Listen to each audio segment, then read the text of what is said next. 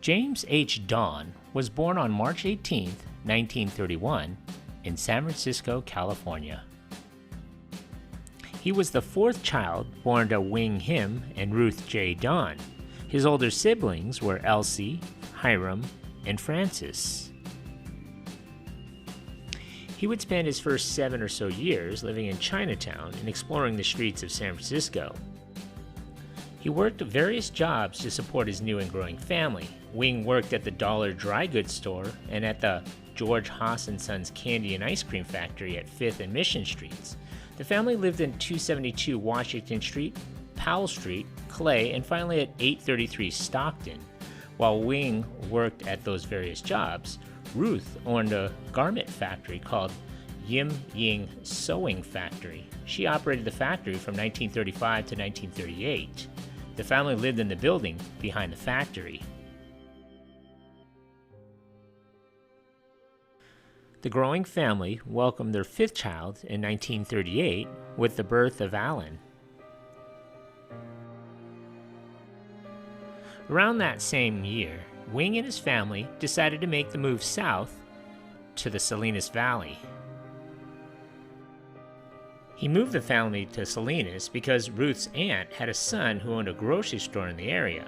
Wing rented a building at 246 John Street to start Wing's Food Market. It was there for about a year. In 1940, he purchased a building at 536 East Market Street, where he moved Wing's Food Market to its final location. The original building underwent a remodel and refurbishment. The front of the building had blue tile, and the food Wing Market signed with red and yellow. During World War II, the U.S. and Mexican governments instituted the Bracero program. Thousands of impoverished Mexicans abandoned their rural communities and headed north to work as braceros. The braceros labored tirelessly thinning sugar beets, picking lettuce, spinach, and other crops. They quickly became the foundation for the development of North American agriculture. This program was significant to Wing's Market.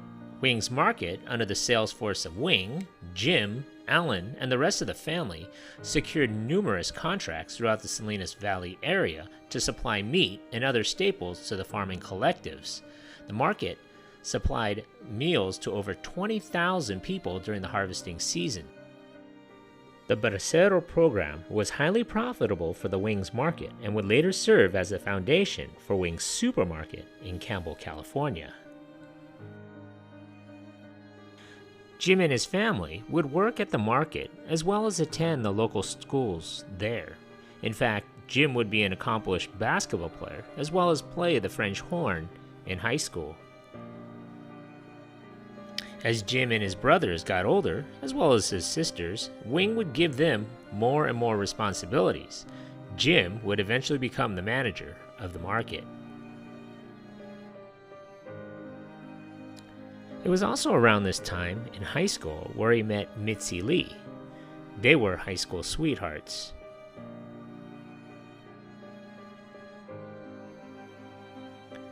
He would later propose to her and they would get married on January 3rd, 1950. These are actual scenes from their wedding reception.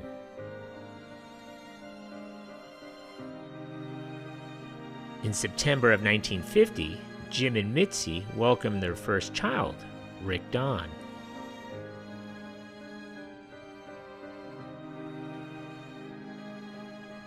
In October of that year, Jim's brother, Hiram, would tragically die in a motorcycle accident.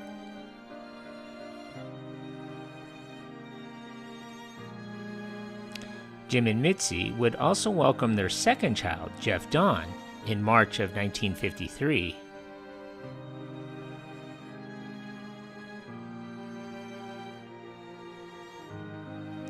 The growing Don family would spend the 1950s and early 1960s enjoying the outdoors, having barbecues, traveling, and working to make their market successful. It was a family task. They celebrated birthdays, anniversaries, family get-togethers, and even weddings. The Bracero program would eventually end in 1964. Over 3 million Mexicans had entered the program and labored in the fields. It was around this time that Wing's market would move. Around 1964, Wing and his sons began searching for a new site for their supermarket. Yes, a supermarket. They found a location in a vacant lot that once had orchards in a little area known as Campbell, California. Little did they know that less than 10 years later, it would soon be known as Silicon Valley. The Don family would once again move. Francis and Q had already settled in the area, and soon the rest of the family would follow. Wing Don and his family opened a new Wing's Market in Campbell, California in 1965. I once asked Uncle Jim if opening up that supermarket was considered making it big. He replied, the supermarket was small time compared to Wing's Market in Salinas. Salinas was big time. I didn't really understand what he meant by that, but he explained that the profits were much greater in Salinas due to the contracts that they had there. In Campbell, there were higher costs in running a supermarket and less profit margins. Wing Don would take a step back from day-to-day operations and would eventually retire and travel. Jim was the store manager, with the other Don family members working various positions in other departments. Like in Salinas, it was a family affair who worked to make the supermarket a success.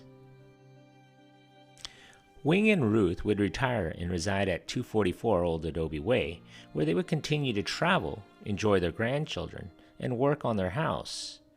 Wing Don would pass away in 1971, followed by Ruth in 1974. Jim would lease out the store in 1972 to Nob Hill.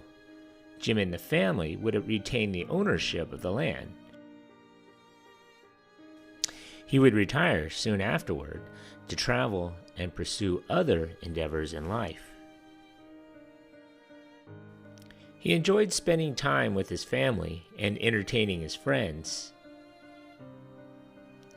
He played the piano, he loved cooking, loved barbecuing, and even bartended.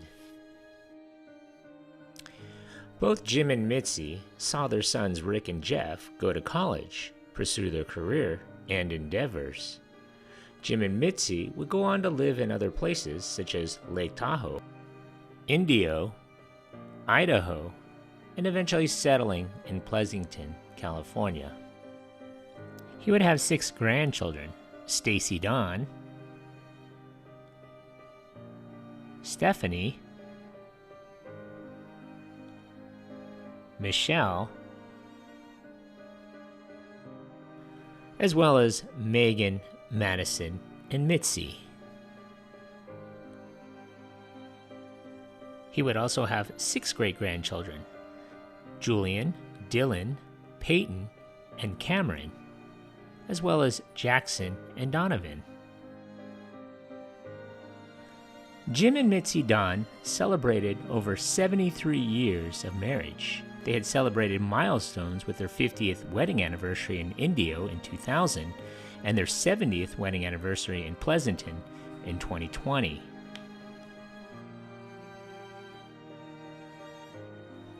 On February 1st, 2023, James H. Don passed away peacefully in his sleep with his family by his side. He was 91 years old. Rest in peace.